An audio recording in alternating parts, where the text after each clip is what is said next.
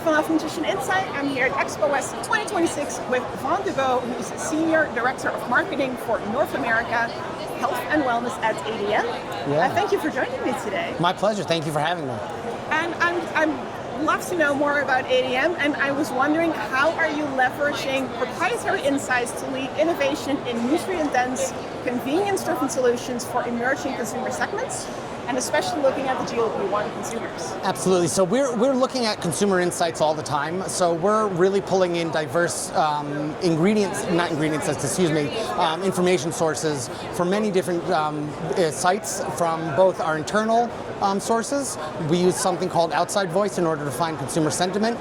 We've done a lot of research specifically on consumers who are both utilizing GLP-1 drugs as well as those coming off of the drug.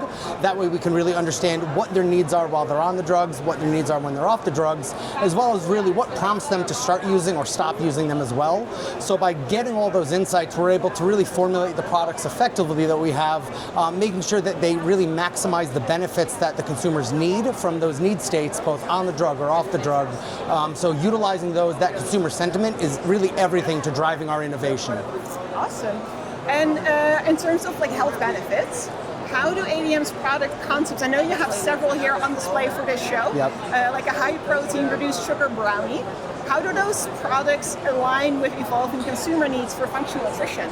Yeah, so that's a great question. And what we try to do is make sure all of our products not only have a health and wellness benefit, so they're going to help enhance people's life, but at this show specifically we have a reformulation campaign going on, which is we're talking about less sugar, less sodium, less fat, just more protein, more fiber, all the best things that you really need. So we're really formulating around that reformulation simplified motto, making our products as few ingredients as we can, as high quality as we possibly can, giving the health benefits from our nutritional ingredients. Okay. And another thing that I'd love to talk to you about are postbiotics, which I know are gaining traction as a functional ingredient. How do you envision their role in transforming categories beyond the supplements they're used in? That's how does it transform the other categories? That's the right question to ask. Because supplements, it's easy. You can put things in a capsule and a tablet, and probiotics live there, no problem, basically. We've had them 20 years. Postbiotics are going to enable us to get into those other categories, into beverages, into foods, into snacks, into dairy, all of the emerging spaces where biotics can do well and do good for people. Postbiotics really enable that. So where probiotics die and cannot go, postbiotics can.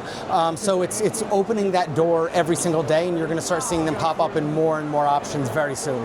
Awesome, looking forward to that. Another thing that we hear a lot about is that consumer demand is shifting toward convenience, but also efficacy. How are you positioning your products to capitalize on this growing postbiotic and functional ingredient integration? Another great question. And with our postbiotics, we really focus on our clinical studies. So we really focus on the fact that we use double-blind, placebo-controlled studies to really show not only what our probiotics can do, but we usually do 3-arm studies. So probiotic, postbiotic, and placebo.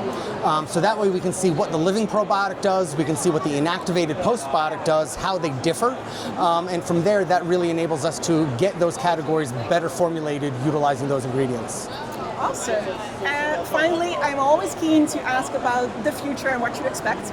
So what is your long-term strategy at ADM for integrating postbiotics and other functional ingredients into mainstream products within health and wellness? Well, the biggest thing is education. It's consumer education. And so, as a B2B company, we don't usually touch the consumer all that often.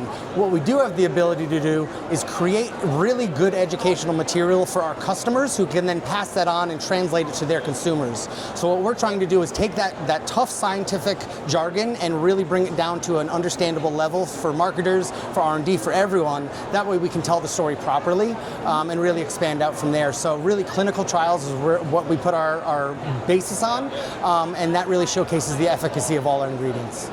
Awesome, thank you so much. My pleasure, thank you.